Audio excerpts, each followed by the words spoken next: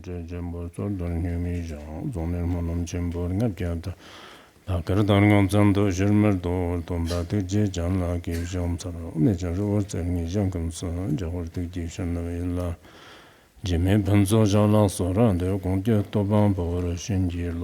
The supreme, profound and subtle Dharma is rarely encountered in eons. Now we hear and follow it. May we realize the Tathagata's meaning. To liberate beings, please generate bodhicitta before teaching. Next, we will briefly continue our further discussion of the important Udāna Sutra. Before that, I would like to mention one or two things here. First and foremost, starting from tomorrow, we will officially resume our guidance and support on the latter part of A Journey to the West. Last year, we already covered about 5/6 of it. There is still about 1/6 of the content remaining. So starting tomorrow, we will talk for about 10 minutes each day. Originally, I thought everyone here might be a bit tired, so I didn't really mention it very much at all indeed. But today, the Khenpos and Khenmos felt that there isn't actually any really significant issue at all, so the Tibetan version should have already been distributed here last year. But today, we also successfully handed out the complete Chinese version of the document to everyone present. In this way, starting from tomorrow, every single day will cover a little bit more, approximately 10 minutes each time. That's one important thing. There's also something else I want everyone to know. Recently, the relevant people in charge here have discussed that in the future, whether it's the 4 major Dharma assemblies at the Institute, or 5 Dharma assemblies, generally speaking, in the past there have always been various blessed items at the Dharma assemblies, and everyone who attended would receive pendants, Buddha statues, including bowls and all sorts of things. But recently, after some discussion, because if we keep doing this, some people participate with a pure mind, but for others, it might turn into buying and selling or just merchandise. This might not be a very good thing. Of course, the blessed items people received in the past were also very good. But in the future, to avoid all sorts of issues, and even to prevent many merchants from making fake or various so-called blessed items, starting from 2026, we will no longer make these blessed items during Dharma assemblies. If the Institute finds it necessary, for some especially memorable festivals, the relevant and all responsible staff at the Institute will discuss together in more detail, and after making a decision, may prepare and make some additional. In the future, regardless of which Dharma assembly it is, there won't be any special blessed items distributed for its sake. Many people are eager to see what will be given out at this or that Dharma assembly and have been waiting for it all along. I wanted to mention this particular point here as well. This is one important thing. Another thing is regarding some of our esteemed Khenpos and Khenmos, or indeed other venerable individuals elsewhere who are diligently teaching and expounding the sacred Dharma, these people must consistently carry a deep sense of responsibility and teach and widely spread the Dharma with genuine joy in their hearts. In this regard, you must never become too lax, because at the very beginning, everyone has some enthusiasm, right? But as time gradually goes on, whatever endeavors we undertake and whatever activities we pursue, it's impossible for everything to always go smoothly. Along the way, we may encounter various kinds of adverse conditions and obstacles during this process. Many people are prone to losing their confidence. Therefore, we hope that even though we encounter all sorts of situations, for someone who is truly steadfast and unwavering, for someone who has developed firm resolve, they should not be greatly affected by the phenomenon of giving up halfway. So, at various distinct points in time, we consistently endeavor to provide every individual with the most pertinent and applicable requirements. Therefore, it is our sincere hope that each and every person involved, especially the more senior Khenpos and Khenmos, and not become attached to personal enjoyment and desires. If you neglect teaching and expounding the Dharma, then as for your own status, you are certainly somewhat unworthy of it. Furthermore, for our ordinary students, we also truly and always hope that you must, whether it is studying the 5 great treatises or Vajrayana, you must complete these related teachings. Otherwise, you may not have this opportunity in the future. The opportunity we have now is truly, truly precious. If you have this opportunity, you must cherish it. As mentioned before, everyone should cherish this opportunity. Some people have already realized this. Some people feel indifferent about it, but later on, everyone should come to understand this clearly. Therefore, when we carefully study these teachings, everyone should make a dedicated effort. This is indeed one important thing. Also, although the classes we are listening to now are relatively simple, indeed they are truly the sacred Vajra words, personally and profoundly spoken by the enlightened Buddha himself. So everyone should study them earnestly and diligently. I've also heard that many people, including some Buddhists, whether monastic or lay, are all enthusiastically studying. In fact, as Buddhists, when it comes to study, we should never give it up. Once we willingly give it up, our minds are highly likely to become stagnant. In this way, our own practice can very easily be destroyed and undermined by various pervasive negative influences. Therefore, every single one of us, for the sake of ourselves and also for others, should absolutely not give up on studying. That's roughly what I truly wanted to express beforehand. Next, we will continue with the teaching of the Udāna Sūtra. We know there are precisely 33 chapters within this text, but I seem to distinctly recall in our Tibetan Chinese dictionary, the Tibetan version lists 33 chapters, while the Chinese version lists 32 chapters. There may be some differences. The Tibetan Chinese dictionary should be quite reliable as a translation tool nowadays, but even in it, there are still some. For example, the Arhat Dharmatrata mentioned here, I distinctly remember it was translated as Dharmagupta in that particular dictionary. Dharmagupta seems to be a little different in this particular context. Chuzhong and Chujiu, there are some slight differences here as well that we can observe. The number of chapters and scrolls in Tianxizai's version is also exactly the same overall. However, as I recall, the ancient scrolls are a bit different in their presentation. Specifically, the Udāna Sūtra actually has a total of 33 distinct chapters. These teachings are organized across 4 separate scrolls. Of the 4 scrolls, we have only translated the first one so far, from the 1st chapter to the 12th chapter. Then from the 13th to the 24th chapter should indeed be considered the 2nd scroll of the Udāna Sūtra. Then the 3rd scroll covers chapters specifically from 25 to 30 inclusive. And the 4th scroll includes chapters 31 all the way to the concluding 33. Indeed, the last 3 chapters are contained within this 4th scroll. So in total, we divide this entire work into 4 distinct scrolls. As for the scrolls themselves, actually there are various different ways to divide them. Generally speaking, this is also the case in Chinese Buddhism. It's the same in Tibetan Buddhism. Scrolls refer to old Buddhist scriptures from the Buddha's time, which were not as convenient as what we have now. There weren't books like we have today. At that particular time, many of them were palm leaf sutras. They were carefully bundled together in neat rolls. Each individual bundle at that particular time, when it was wrapped in a square piece of cloth, was then securely tied. Was called a scroll. In Tibetan, we call it bampo, meaning a scroll. A scroll, generally speaking, is often said to contain 300 verses. And these 300 verses usually consist of 1 syllable per unit. Each syllable has 8 characters. For example, a verse has 4 lines. Each of the 4 lines is made up of 8 characters as a unit. So if the verse is structured in 4 distinct lines, there are approximately 300 verses in total, making for a substantial collection. Some are very strictly composed of exactly 300 verses, while others are not so strict. There are all kinds of formats in Buddhist scriptures. So if it's in prose form, it is also calculated precisely according to this specific number. For example, 8 characters per line, and then another subsequent line of 8 characters, so 4 lines such as these make up 1 complete verse. For example, in the Tibetan Chinese dictionary, I remember that in the past, if it was 1 scroll, there would be 30 sets of verses. However, this particular arrangement might not be entirely reasonable or practical either. So in any case, the scroll is counted downward while a chapter is counted upward. For example, if it's the first scroll, the content of the 300 verses in that scroll is placed below, at the back.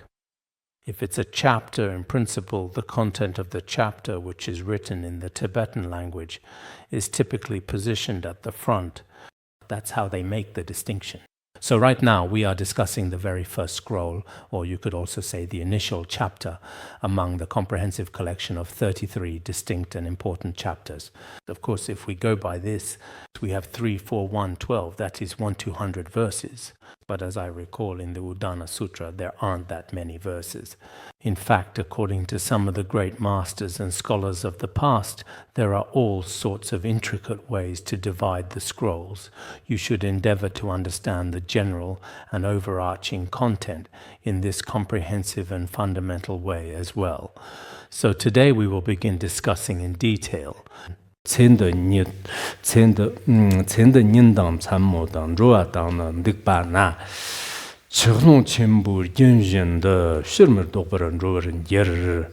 In this life, whether walking or resting day or night, it is like a great river flowing, never returning, always passing away. This mainly refers to our cycle of samsara. In fact, no matter what time it is, there is never a pause. Impermanence is truly constant and ever-present. Or, when it comes to our lives, there is always the risk that it could end at any moment, anywhere. There are two distinct ways to understand the term ending. So what does that mean? In this life, in this whole lifetime as a human being, if we observe with wisdom and a deeper understanding, we can clearly see that impermanence can occur even between day and night. Indeed, many people tragically die during the day as well. Similarly, some people also pass away at night. Death can truly happen at any given time without stopping. Our individual actions can be considered either dynamic or static. For example, dynamic actions include running, walking, or strolling. Even during these activities, death can unexpectedly occur. This is the dynamic aspect. As for the static aspect, when we engage in meditation, sit in contemplation, or are in a state of sleep and so on, the possibility of death still exists. Our bodies remain still. But even in a state of stillness, death can happen. This is very much just like the mighty Ganges and many other significant rivers, including today's Yellow River, Yangtze River, and Yalung Tsangpo River. Just like these rivers, our lives are constantly flowing away. These rivers never stop, not even for a moment. They keep flowing continuously. Our lives are very much the same way. Once these powerful rivers flow past a certain point, they never return to their previous state. They never come back again to where they once were. They just keep moving forward continuously. In the same way, our lives, whether day or night, whether we are walking or sitting, it's very possible that while we're talking or while we're eating, at that time, in the biography of Milarepa, Rechungpa saw an old woman. It seemed she hadn't quite finished her meal and was still eating slowly. Her tasks were unfinished, and she hadn't yet finished churning her milk. Many significant things in her life were left incomplete when she passed away. At that particular time, Milarepa then asked Rechungpa to carry her corpse on his back and kept directly pointing out the truth of impermanence to him. This is mentioned in his songs of realization and biography, isn't it? So in our worldly lives, many things are left unfinished, or we're just preparing to do them, or we've only done a little, or we've completed them. But in all kinds of challenging activities, death can unfortunately come. This particular story mainly took place in the vast, imposing snowy mountains. At that time, the Buddha, in order to guide different sentient beings, there were 500 hermits who were diligently seeking immortality, never dying, never aging. They were practicing rigorous austerities there in the snowy mountains, a remote and serene location. And while they were engaged in these austerities, the Buddha arrived there. At the same time, he also saw the snow melt from the snowy mountains above, beginning to melt and flow into the Ganges River. Then the water of the Ganges kept flowing continuously. The Buddha, observing this profound scene at that very moment, then thoughtfully spoke this significant verse. The meaning is that our lives are just like the Ganges River. If we ever get to the Ganges, we don't even know if we can actually go. Isn't India open again now? People from here can also go on a very spiritual pilgrimage. So if you have the chance to go to India in the future, Go to the banks of the Ganges and reflect on your own life and see if you are inspired to compose such a verse. But many of us probably won't do that, because by the Ganges there are all sorts of things, including people bathing and cremating bodies, various situations. So many people might just take photos with their cameras and never really contemplate. Actually, as for this river, it's not necessary to go all the way to the sacred Ganges River, the nearby Larung River, the Ziking River, and the Sirta River, as each of us might when hanging out by the river in the summer, or whenever we go there, often take walks along the riverbank. But for those who have practiced a little on the impermanence of life, they might, by the river, think about how this river constantly flows into the sea, how it flows day and night without stopping, never pausing for even a moment. Unlike us humans, when we walk at night, we take a break, rest and sleep, and then set off once again the very next morning. Even professional long-distance bus drivers nowadays, who are responsible for many passengers, they also make sure to take a necessary and well-deserved break at night. People are like this too, right? Even animals, some of them also take a moment to rest as well. But rivers are never truly like this at all. They just keep flowing continuously, ceaselessly moving onward without any interruption. In the same way, our lives truly, not even for a single moment do they ever pause or come to a standstill. Yesterday, I talked about birthdays, using the example of celebrating a birthday for a yak in a slaughterhouse as a metaphor. Actually, in the same way many of us now celebrate the new year. At this time, everyone is like, wow, it's the new year. Wearing new clothes, everyone is very happy. On the first day of the new year, it's like this everywhere. But in a certain sense, this is actually just a habit. We can simply go along with the established ways of the world like this. But from another perspective, if you really think about it, after a year has passed, you're actually 1 year closer to death.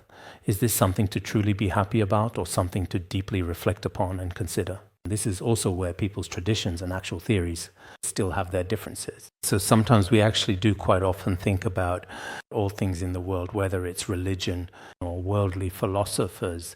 They all have their own ways of describing, analyzing, and studying the world. But if you really look at it, the profound and intricate theories of Buddhism are indeed, whether it's the detailed analysis of the macro world or the micro world, including the analysis of our own lives, even what we think is the simple truth of impermanence. There probably isn't anyone in the world who has meticulously analyzed and thoroughly dissected it. There is absolutely no such profound teaching about the inherent impermanence of life. I truly believe that no scientist or theorist, indeed no one, can possibly refute this fundamental truth if you don't analyze it. We all just follow our habits, celebrating the new year when it's time, celebrating birthdays when it's time, and never really think, I will die one day. Some people might even be like those immortals we just mentioned, who very likely pursued the concept of immortality. Nowadays, many people extensively talk about digital immortality or digital existence, relying on vast amounts of big data to perpetually exist in this world forever. Not long ago, Elon Musk, he specifically worked on advanced brain-computer interfaces, effectively connecting the human brain with sophisticated machines, and after successfully connecting them, possessing some specific knowledge, they have indeed achieved a significant bit of success. For example, those disabled people who are always in wheelchairs, they also rely on a certain kind of mental intention and special, unique abilities, and it seems like they've regained some significant sensations within their bodies. They can basically walk around and do many things, and there are also people who, for a very long time, were completely blind and couldn't see anything at all, but suddenly regained some vision. Some deaf people have also been able to hear certain things because they now have this kind of technology. So what do people think now? They genuinely think that human consciousness can be fully uploaded to a computer system where all kinds of extensive big data are aggregated and processed. It's stored there, invested there, and people believe that forever, even if your physical body is completely destroyed, your consciousness will still continue to exist on the computer. In this particular area, some of them are also actively conducting extensive research and have even made some of it public to the world. Of course, this is only just one of their many cherished dreams. In actual reality, it's still very much on the ongoing path of extensive research, and perhaps only about 1% of the conducted research truly shows some promising signs of significant success. but 99% has not succeeded yet. Actually, from the perspective of us Buddhists, consciousness at most can be stored in the alaya vijnana, storehouse consciousness. The alaya vijnana has a certain depth, then it can transfer to the next life. Other than that, the phenomenon of true human immortality is something scientists are completely unable to achieve. If people were truly immortal, as they are talking about right now, like memory, for example, nowadays, with some advanced technology, it's quite hard to precisely say. For example, if I deeply think of something in my mind, then it immediately starts singing or typing. A lot of things are effectively accomplished through mental intention. Some of them, to a certain extent, are a bit like this as well. In a sense, we might say this aligns well with the Yogacara teaching that all phenomena are created by mind. It might be a good match. There are indeed some rather strange phenomena like this. However, as Buddhists, I'm genuinely afraid that in the foreseeable future, regarding the rapid development of artificial intelligence, including the trend of big data, as Buddhists, we should also consider these implications to fully understand and to learn. As mentioned earlier, this is something that's quite indeed very much necessary. This includes many businesses nowadays which have all successfully moved their operations online. As for traditional offline brick-and-mortar businesses, they hardly play much of operational role in the modern economy anymore. Especially in the foreseeable future, right now, perhaps with advanced high technology, every single country is starting to actively compete in developing it. Of course, there may indeed be some rare exceptions, and some things have surpassed our imagination. In this regard, as Buddhists, we also need to reflect on it. But if we reflect further, the law of impermanence applies to all phenomena, and no one can transcend it. Sometimes when we look at those analysts and researchers, some of those industry leaders, they are truly always racking their brains, constantly thinking about these crucial things. But perhaps when it comes to the greater natural laws, such as the law of impermanence of all phenomena, they don't have a particularly deep understanding. In such cases, a lot of human and financial resources may ultimately come to nothing. This might happen. 得起啊，点出个七穷那个伢大味儿，刚是年轻大娃一趁的新的同年人那得了个味儿，学么有的，学么有。 Like fish in a small pond, time passes day and night. This life is extremely short. What is there to rejoice about? This is what it talks about. Its explanation in the commentary of Huikai, the Armor of Wisdom. I did not actually see it. When I was translating at that particular time, I didn't happen to see it either. I checked again today and still didn't find it. I don't know, some commentaries might not include it. It seems there are 1 or 2 similar cases that appear later on as well, which is worth noting. The main idea is it's very much like a group of fish confined within a small, shallow pond where resources are limited for survival. The water keeps continually getting less and less steadily, day and night, as time steadily flows by, because time quickly evaporates, just like that, and then it's gone. Its life becomes extremely short, getting shorter and shorter with each passing moment. It's like a fish struggling in hot sand, or a fish that finds itself in a situation with an extremely limited amount of water available, struggling to survive. It doesn't have very much time left at all, really. In this situation, the fish struggling here, does it have anything to be happy or joyful about? Does it? If it understands the reality, it wouldn't, because its situation is becoming more and more dangerous. In this kind of situation, there really isn't any joy. This particular story isn't found in the commentaries. However, in other places there are remarkably similar accounts. When the revered Buddha was at the Jetavana monastery, it seems that in the southern region there was an incident where the vast seawater started to violently boil. At that time, there were 3 exceptionally large fish present. They were swept along by the waves of the sea and eventually washed into a shallower area.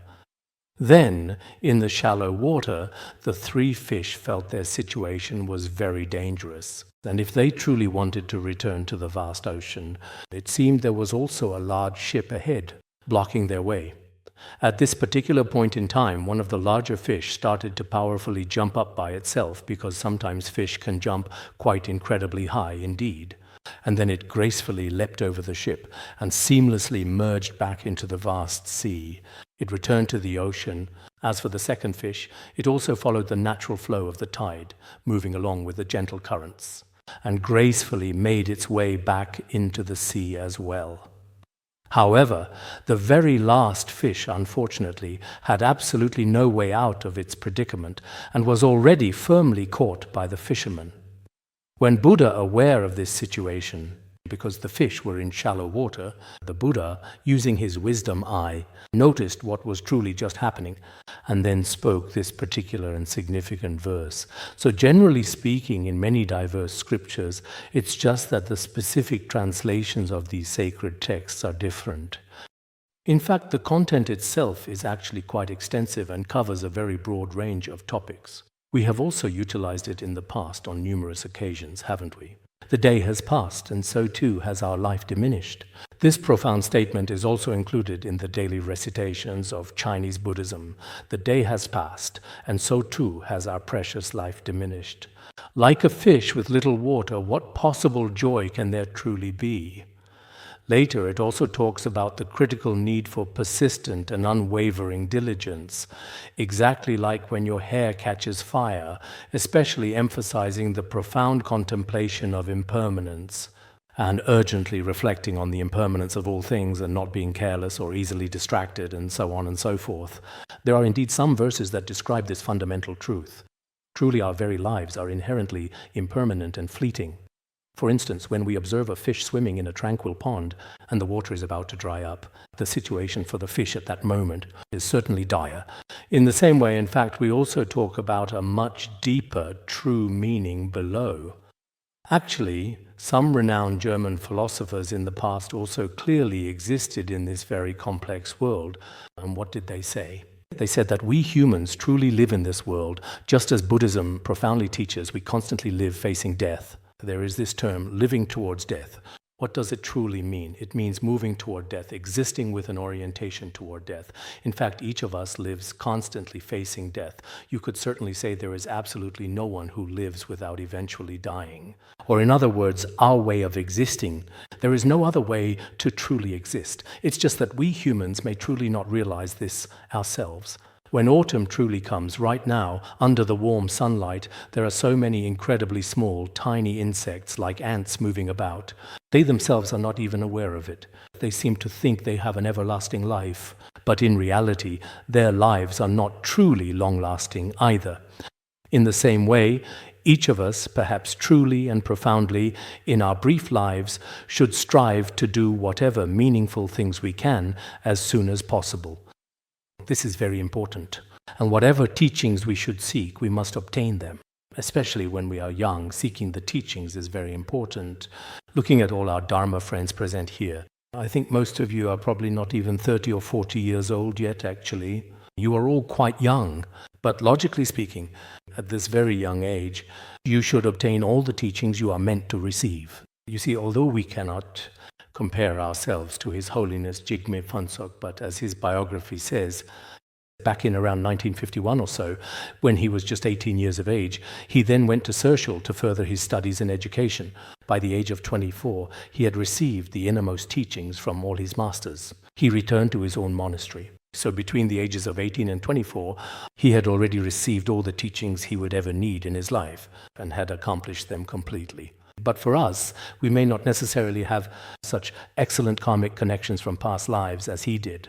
Just like I mentioned yesterday about the esteemed Khenpo Achung, after basically receiving the profound intent of his masters, he still needed to diligently study, for example, the intricate Madhyamaka teachings. As for Madhyamaka, there are the treatises of Chandrakirti and Bhavaviveka, including what we call current auspicious manifestation, as well as the treatise by the Avalokiteshvara Vinaya master and his commentary on the lamp of Prajna, as well as the Vinaya, carefully studying each of these important texts one by one in a detailed manner. So on one hand, it may be that if we possess just a little bit of knowledge ourselves, we might indeed think, oh, I am already quite good enough.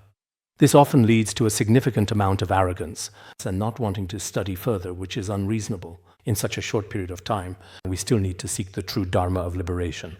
This is very important. If true impermanence arises in our continuum, if we truly and actually develop a deep sense of impermanence, we probably really won't be willing to pursue worldly wealth or all sorts of worldly pursuits. They simply won't arise at all in our minds. If impermanence does not arise in our continuum, then many of our current practices may not necessarily indeed succeed. So in this regard, everyone should also recognize that we ourselves are actually like fish in hot sand. There's not much of a difference. This important principle will be explained further below in detail.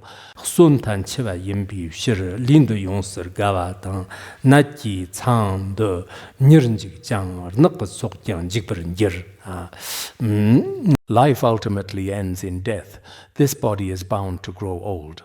The nest of illness will quickly be destroyed, and even the accumulation of pus will eventually disappear. Here, because we often say the Dharma body is permanent while the physical body is impermanent, but some people, because of their youth or because of their wealth, become arrogant and have no sense of impermanence at all. So in order to destroy such arrogance, this verse was truly spoken. What does it mean? As long as we are truly alive and thriving in this beautiful world, as long as there is birth, in the end it will inevitably lead to death. As we mentioned earlier, where there is birth, there must be death. Where there is gathering, there must be dispersal. Where there is height, there must be a fall. These principles should be very clear. Anything that comes into being will ultimately and inevitably end in death. Moreover, our physical bodies are bound to grow old. No matter what kind of potent medicine you take, or what kind of elaborate beauty treatments you use, no matter what actions you undertake, in the end, there is nothing you can truly do about it. Take, for instance, the wrinkles now appearing on your face. There are some technological methods to deal with them, like cosmetic injections, surgical facelifts, and all sorts of aesthetic procedures. But as you get older, maybe all you can really do is, even if you can't see the wrinkles, that youthful glow, there are many things that just can't be helped. So sometimes people may feel they have no choice but to do these things. But in reality, aging truly cannot be stopped. Aging is inevitable.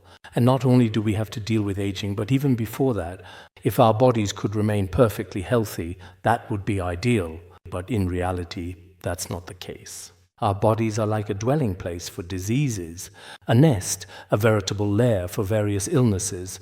All kinds of debilitating diseases tend to gather within our very own bodies. So with a body that consistently harbors the seeds of illness, its very nature is also inherently destructive. It's not as if it stays perfectly healthy and forever. That's just not how it is. Furthermore, if during its entire existence it were truly clean, like silk or fine clothing, then perhaps it would be worth clinging to. But in reality, our bodies contain 36 kinds of impurities, including pus, blood, yellow bile, brain matter, mucus, and all sorts of diverse and impure substances are gathered together within us. In the end, it too will inevitably come to absolutely nothing. So, in this existence, we are very much like fish swimming in a pond. If we analyze our physical bodies in great detail, truly the very nature of the human body, the very essence of it indeed, every aspect of it is something everyone should understand. However, the habitual tendencies within our mind streams are very strong. For example, an illusionist, even when he conjures up an attractive person himself, can still develop attachment. We know this, but if you haven't meditated on impermanence, haven't contemplated impermanence, theory will remain theory. A person's mental continuum is just that, a continuum. It doesn't necessarily bring about any effect. When the revered Buddha was in Shravasti, there was an elderly man, 80 years of age, who became a monk. However, after his ordination, he continued to suffer from numerous and persistent illnesses, and he aged very rapidly as well. He couldn't even stand up at all. When the Buddha saw this difficult situation, he then recited this profound verse. There is indeed such a story. Today, on the road, I saw an elderly person holding a sturdy cane on this side and another cane on that side as well, and walking slowly like that all the way. In the end, I thought to myself, actually, in Larunga Buddhist Academy, regardless of the specific circumstances, for elderly people staying here is probably in many ways not very convenient for them. In the past, there was a senior care center located in Luoro, and at the very beginning, it could accommodate about 600 people. Now, there are still more than 400 people, but perhaps the government doesn't allow more people to stay there. Actually, within our institute, it is a different situation. There are fewer and fewer elderly people like this now.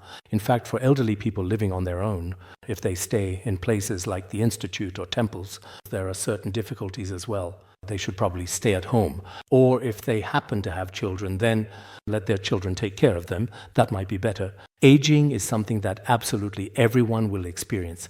All of us here, we truly don't know what we will be like when we grow old. If we end up like that, then what? It could certainly be considered a form of longevity, and that in itself is not a bad thing at all. There is also another saying that at that time, Shakyamuni Buddha, the enlightened one, instructed some of his devoted bhikkhus that in this world there are several types of people. One type is especially and deeply attached to their youth, young people, and then there are many others who are also involved, who are rather arrogant about their noble birth or caste. And another distinct group who are very much satisfied and arrogant about their considerable wealth, and some individuals are proud of their own excellent health, their longevity and being free from illness, things like that. These 5 types of people, in fact, all harbor arrogance in their minds. There's also another type, elderly people who are aging, who feel very inferior in their hearts.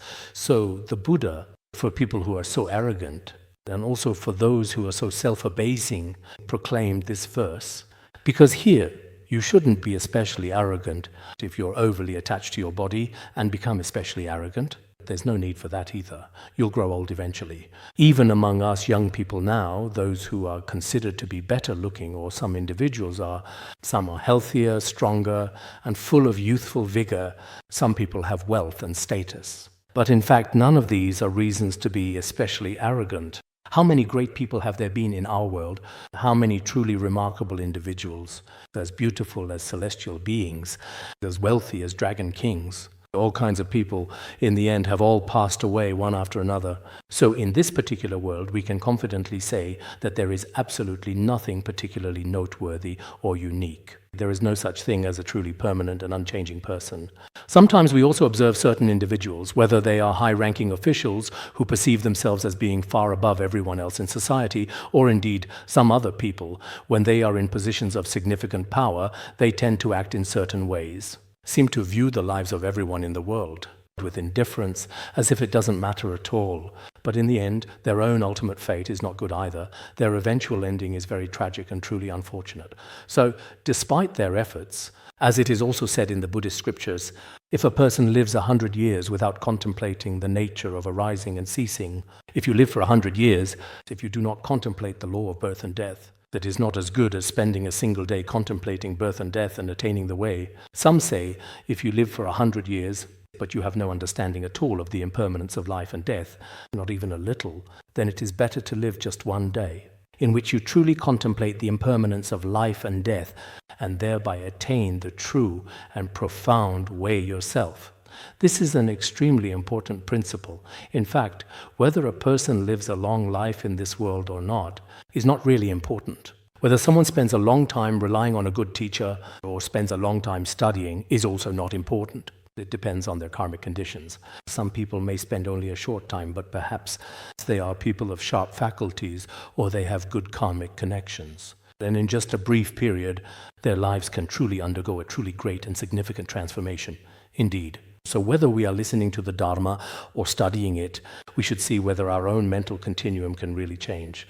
This change is very important. In the Pith instruction texts of the past, it is also said that when we listen to the Dharma and when we do not listen to the Dharma, it is as if we are two completely different people. Only in this way can your practice be considered successful. Otherwise, if you just keep listening and listening, in the end, your ears might become flattened from all the listening.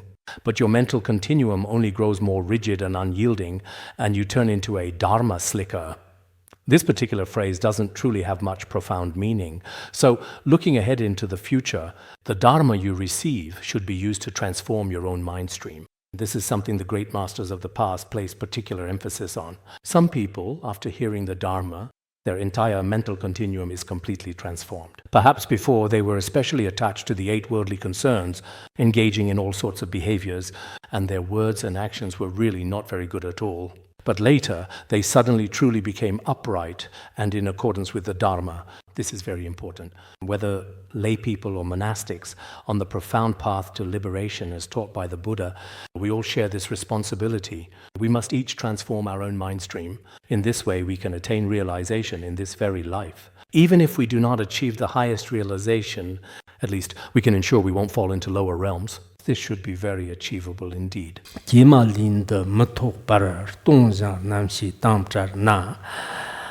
The truth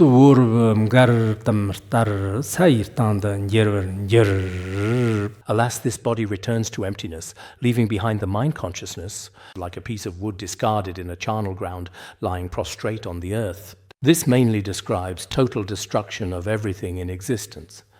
It is explained in great detail, step by step, very systematically and thoroughly. So, when we provide commentary, there is a connecting passage before each verse. This is very important.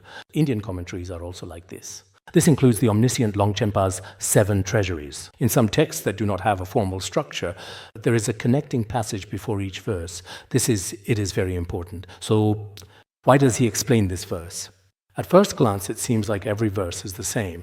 But if you analyze it in depth before each verse, there is an important connecting passage. This is very important. This mainly states that all phenomena are subject to destruction. But how are they destroyed? The following will explain some more details. Alas is a word expressing profound sorrow and heartfelt compassionate lament. How truly pitiable it is indeed. Our current physical body, what will it ultimately come to in the end? It will simply become nothing. But here, emptiness is not the emptiness spoken of in Madhyamaka philosophy. In the end, as for our body, it will ultimately end up as absolutely nothing at all. Not even a single strand of hair will remain, right? At most, our physical body. If some people have more filial children, they might take out your teeth or something else of yours. But aside from that, there is nothing left in this world. In a foreign movie I saw before, how exactly did they put it? When we are truly alive, it's as if we will absolutely never die. But when we eventually die, it's a different story. It's as if we never lived at all. In fact, that's true, isn't it? When we are alive, people never think about death. Some people in the Han region don't even dare to mention it. If you do mention it, it's considered very taboo. After a person dies, even their bed, their clothes are quickly erased or removed. It's as if in human history there's a tendency to swiftly move on, almost as if to forget. Or in this world, your very existence must be completely wiped away. Except for a very few truly special individuals who are unique. After a few decades, indeed, even your very own name is hardly known by anyone at all. The human world is truly mysterious. We ourselves think, I am someone important, standing above others.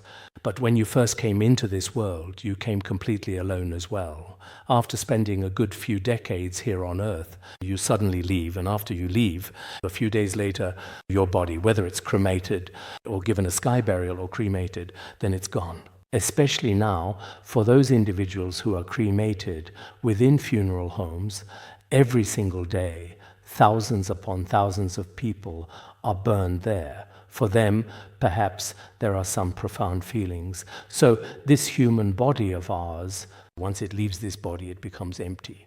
And it also leaves behind this consciousness. When a person dies, they definitely leave their consciousness behind. It's just like in a charnel ground, a place where bodies are left to naturally decompose, where a piece of wood or a burnt log is discarded. At that very moment, there is absolutely nothing worth taking from it, in precisely the same way when one finally collapses to the ground, no matter how a person dies. In the end, after being left for 2 or 3 days, at most 7 days, it can't be kept any longer. It seems that nowadays the remains of some great masters can be preserved for a bit longer, maybe 2 or 3 months. In recent years, some great masters who have passed away, it seems that for them, even after 49 days, people are still performing Buddhist rituals for them. As for this, when the Buddha was in Shravasti on the way to the cemetery, he saw that many corpses had already decayed. At that time, especially when he then saw a monk of noble caste who would pass away within 7 days. After the Buddha learned of this situation, he recited this particular verse. Indeed, there are such accounts and records that corroborate this event as well. There's another version of the story. When the Buddha was in the city of Shravasti, there was a woman named Amra who was an exceptionally beautiful woman. She rode a carriage to visit and pay respects to the Buddha. This person, her appearance was truly unparalleled in the world. She was exceptionally beautiful.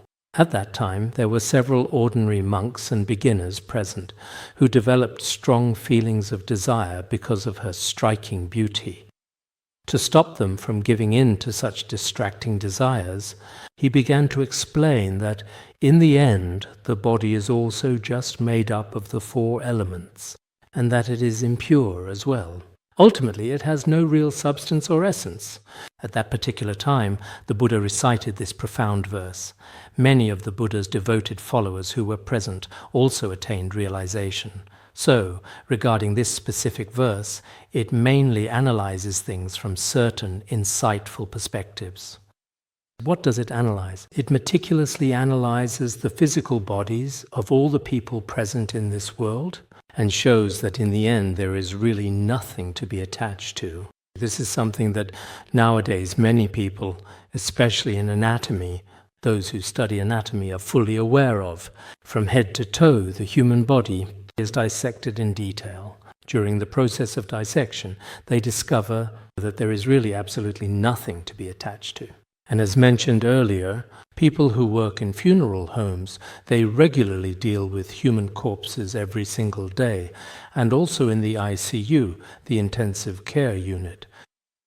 Some of the medical staff there carefully insert all kinds of necessary tubes into the human body. They handle all sorts of tubes at this crucial point for various medical procedures. They also develop a certain understanding about the human body. But many of these doctors, for example, when a person is dying, we start all kinds of extensive resuscitation efforts. But when many medical doctors themselves are actually dying, they are unwilling to continue. They know that these particular methods are actually not very effective at all. So, because of the very demanding nature of their work, some individuals, after witnessing these disturbing scenes over and over again, eventually develop a profound and genuine sense of deep aversion. We know that when it comes to the human body, we are especially attached to it, especially younger people whose winds, channels, and vital essences are more vigorous. At that time, attachment to the opposite sex is also very hard to control. But in reality, if one truly understands the intricate structure of the human body, all the internal and external components of flesh and blood within it, including the vital bone marrow. After discovering and examining all these fundamental aspects of the human body, one ultimately realizes there isn't much real significance to it. At this point, they also gain some new insights. So this is one aspect. Next, regarding our body, in fact, we shouldn't be so attached to our own body. Let's analyze this even further. We really shouldn't be overly attached to this physical body, because many people are especially and deeply attached to their own bodies. Perhaps nowadays, people who are not attached to their bodies are almost non-existent. But as a practitioner, they also make use of this body as well too. But they also understand its intricate structure and its various components. It is often troubled by persistent illness and constantly excretes impure substances. Aging and ultimate death cause it to wither, so why not simply let go of this body? The physical body we live in is actually constantly troubled by all kinds of illnesses. It's very rare for someone to never get sick at all. In the past, there were a few exceptional great masters who, due to releasing lives in previous lives and various other reasons, almost never got sick in this lifetime. For others, sometimes it's a headache, sometimes it's heart pain, sometimes it's lung pain. All sorts of various illnesses can potentially occur. Today, a doctor from Shanghai specifically said that for our institute located here, it would be best to get some hepatitis B vaccines. That might be better. generally speaking, in some large schools, including Harvard and Oxford, when enrolling in these institutions, they typically require multiple health checkups. First, it is essential that the student cannot have any infectious diseases. Second, their body must be healthy.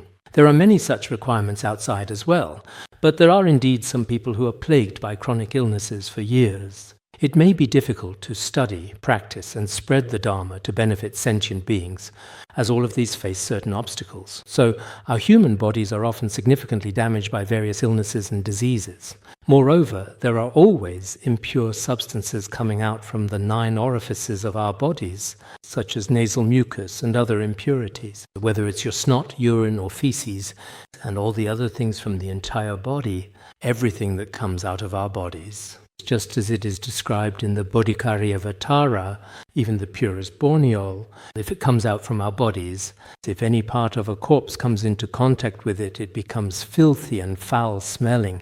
There are also descriptions of the body in the Bodhikariyavatara, as well as in other texts. The Nagarjuna's Precious Garland also discusses this extensively. Everyone should be aware of this. So our bodies are constantly excreting unclean substances. Moreover, there is also aging and the death. As we age, our abilities gradually diminish. That is the nature of aging. As for death, it brings an end to one's continuum. Aging and death bring about decline. All of our fundamental senses, including our profound memory. So I truly think when many people genuinely want to accomplish something significant, they shouldn't delay for too long. Otherwise, when you truly reach your 60s or even your 70s, there are so many things you will want to do. But your precious memory isn't as good anymore, and there is a noticeable decline in almost every aspect of your life. The decline of the senses, the weakening of strength is very obvious. The other day I was talking to some of the Khenpos and Khenmos here, and I told them, if you are already in your 50s or 60s, and you still don't teach the Dharma or work to benefit sentient beings, then there really isn't much time left. Our human life is very short. 10 or 8 years pass by very quickly. We should really make good use of this precious time to do something truly meaningful and impactful. This is indeed very important for everyone involved. So since that's the case, why not let go of attachment to this body? You shouldn't spend all day being attached to your own body. Especially young people. Nowadays, many people are constantly thinking about their own bodies every day, about not aging, not getting sick. Almost everything that they do, including some monastics perhaps, is something they do. As you can see from some short videos and other sources, maybe their minds have never truly merged with the Dharma, but when it comes to their own bodies, they truly try every single possible method to protect and maintain them. Even many lay people nowadays often say like, oh, I need to apply a facial mask to keep my skin healthy and glowing.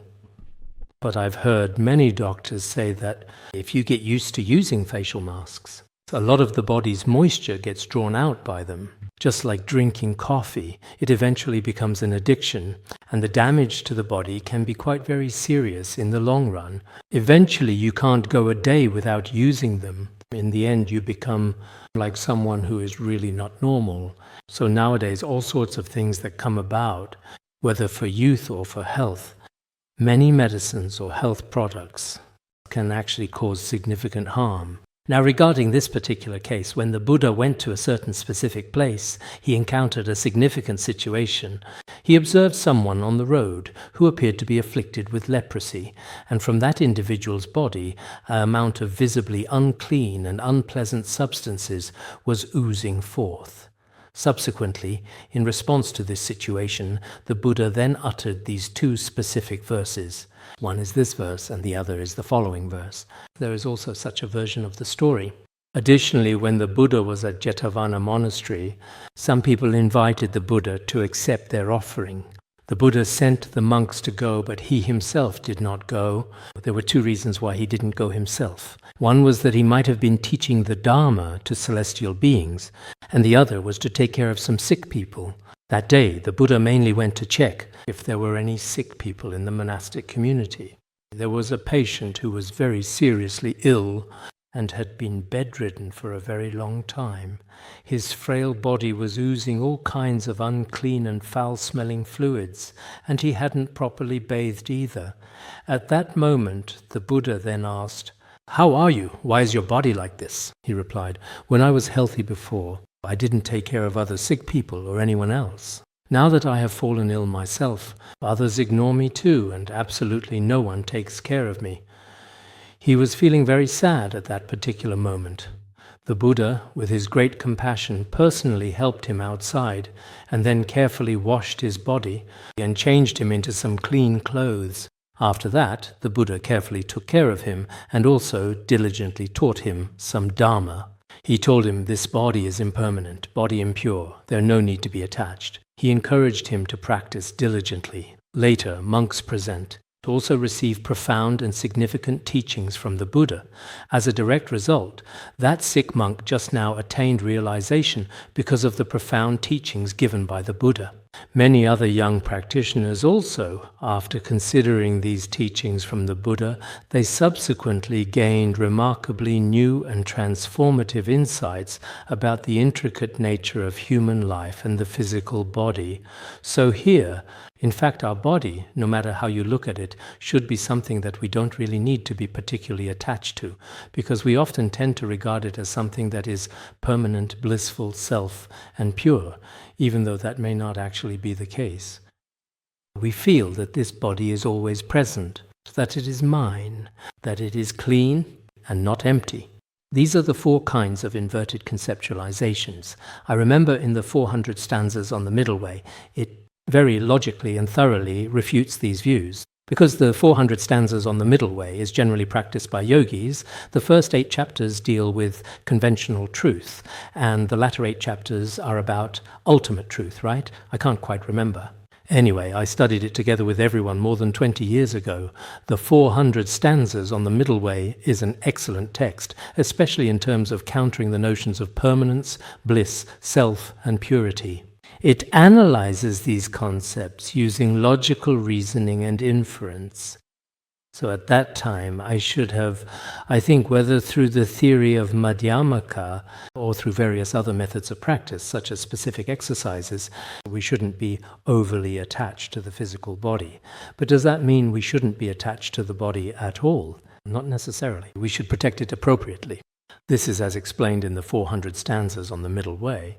Next, it says, "This physical body, which is short-lived and often ill, is full of pus and filth. One should diligently seek the supreme bliss, the most excellent state of profound peace and tranquility." This mainly discusses whether our body should be completely abandoned and not used at all, or whether we should just ignore it, right? Actually, that's not the case either. We shouldn't be overly attached to it.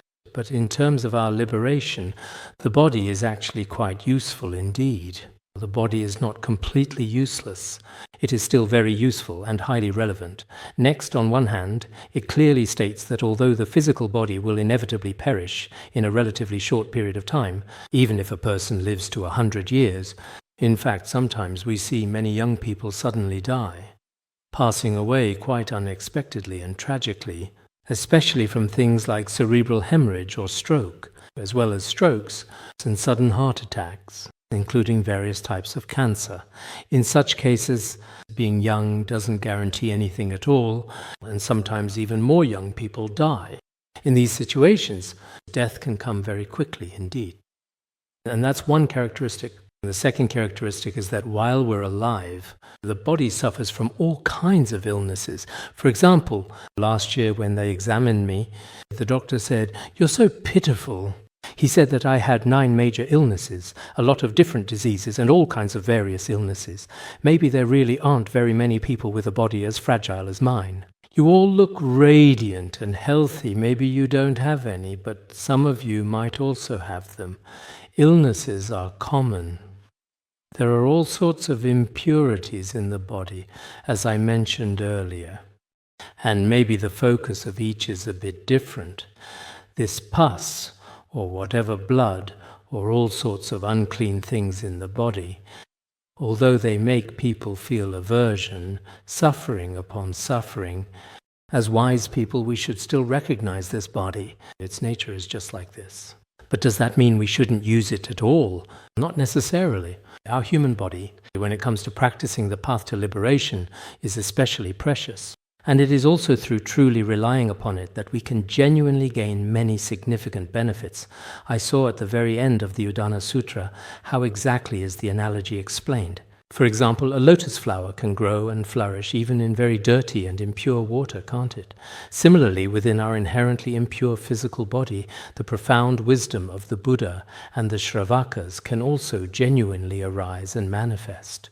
Although our body is especially impure, yet here, the resplendent and dignified form body of the Buddha can also emerge, and the realization of the Shravakas, the wisdom of selflessness, can also appear. So just like something impure, whether it's a pile of garbage or very dirty, muddy water, the lotus is like a lotus that is truly not tainted by water at all.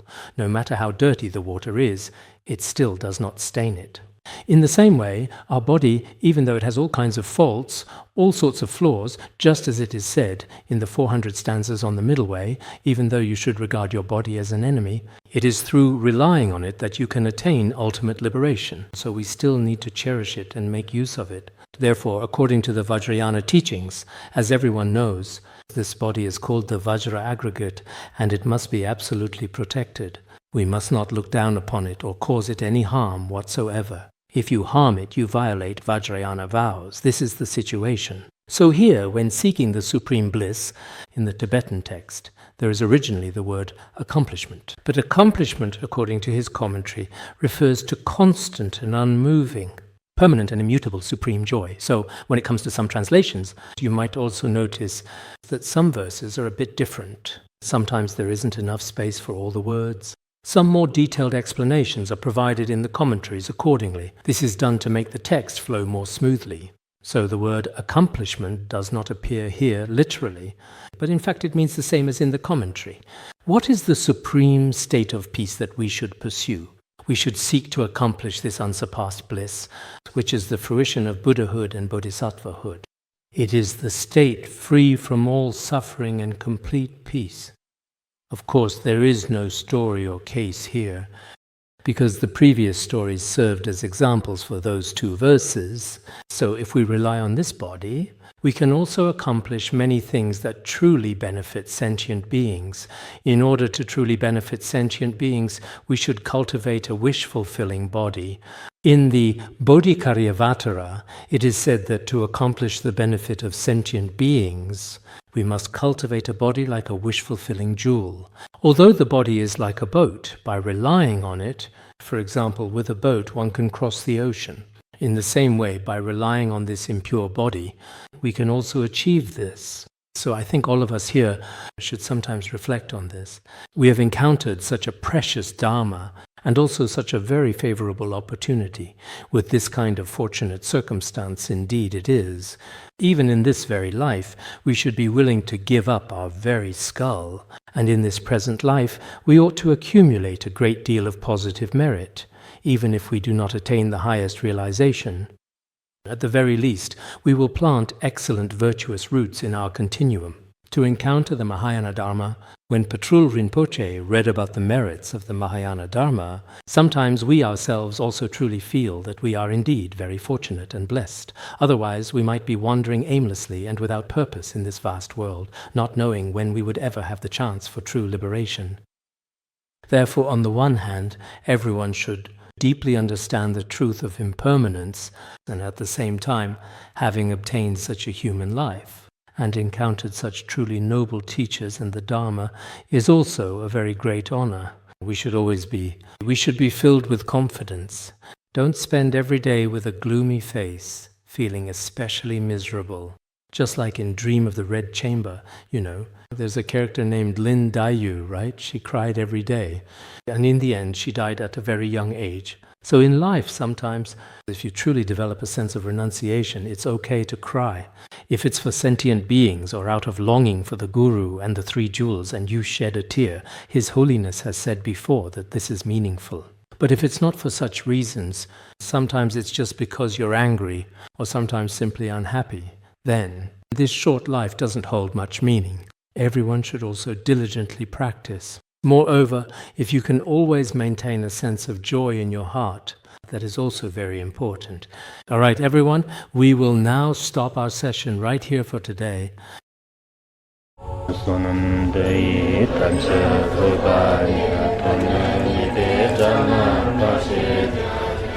Udāna